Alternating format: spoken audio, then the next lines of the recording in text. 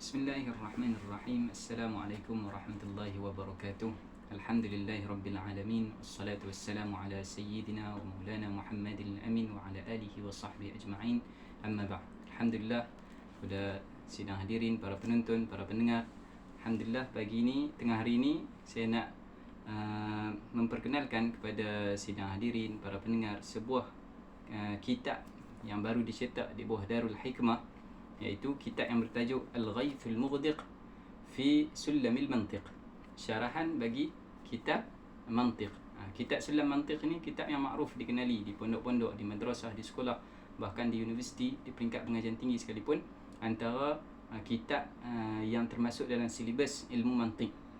Dan kebiasaannya dimulakan dengan pelajari kitab Sulam Munawwarah ni, kitab mantiq ni.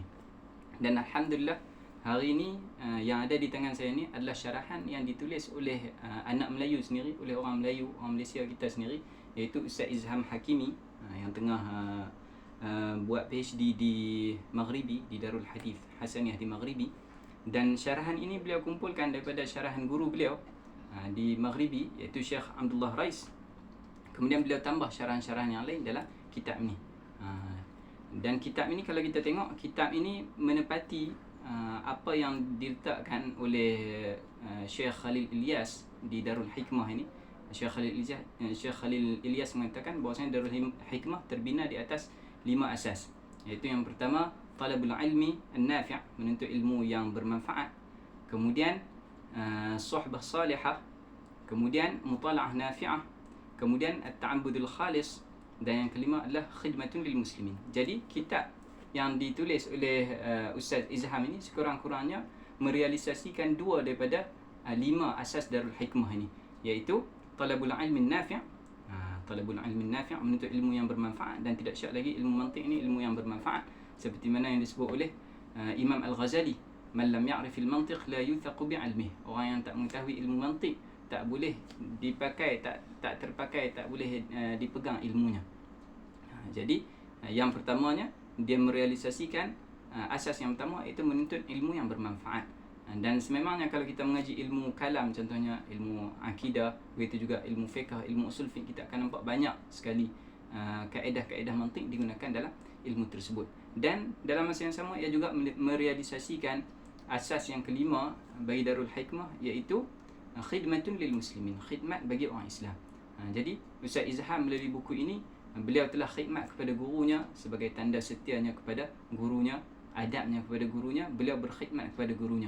Ini perkara yang kita amat tekankan dan kita pentingkan dalam pendidikan kita pada masa sekarang, pendidikan di Darul Hikmah khususnya, iaitu bukan hanya sekadar ta'lim, tapi juga tarbiyah. Kerana itu Darul Hikmah namanya adalah Markazut Tarbiyah wa Ta'lim, atau Markazut Ta'lim wa Tarbiyah, pendidikan dan juga tarbiyah.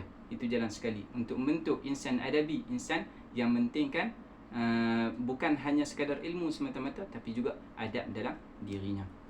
Baik, kitab ini kalau kita tengok, bukan satu kitab sebenarnya, ada 2 kitab yang Ustaz Izham tulis dalam ni. Satunya adalah syarahan bagi Sulam Munawwarah yang beliau ambil daripada gurunya, kemudian beliau tambah fawaid dari kitab yang lain.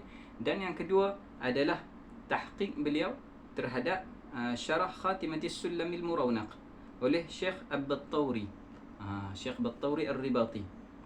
Dan kitab ini menarik kerana kitab yang kedua ini adalah syarahan bagi penutup Sulam Munawwarah yang ditulis dalam ilmu mantiq, tapi syarahannya ditulis dengan nafas sufi. Itu syarahan berbentuk sufi.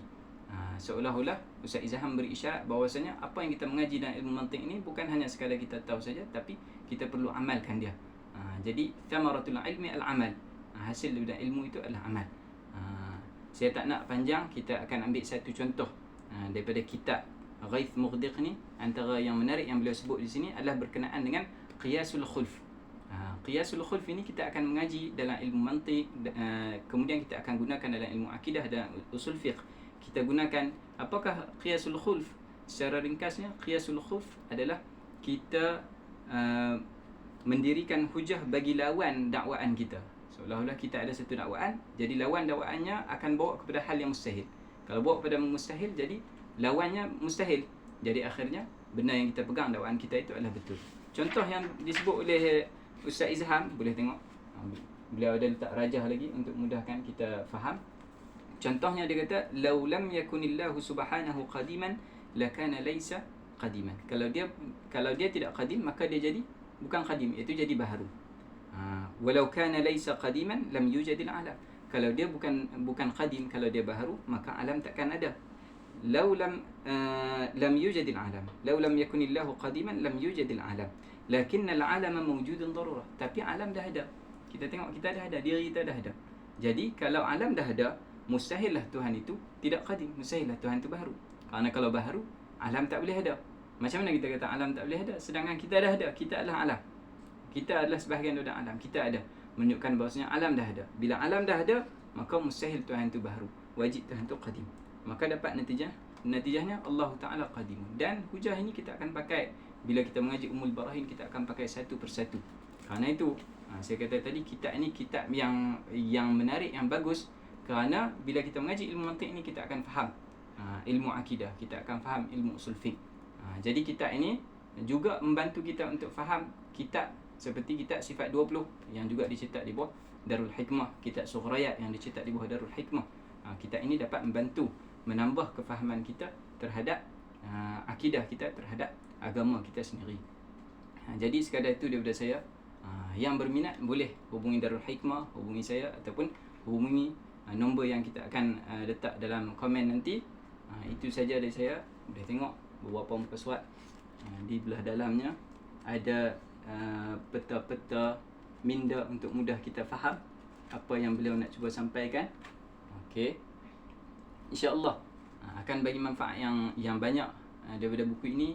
Itu saja. Assalamualaikum warahmatullahi taala wabarakatuh.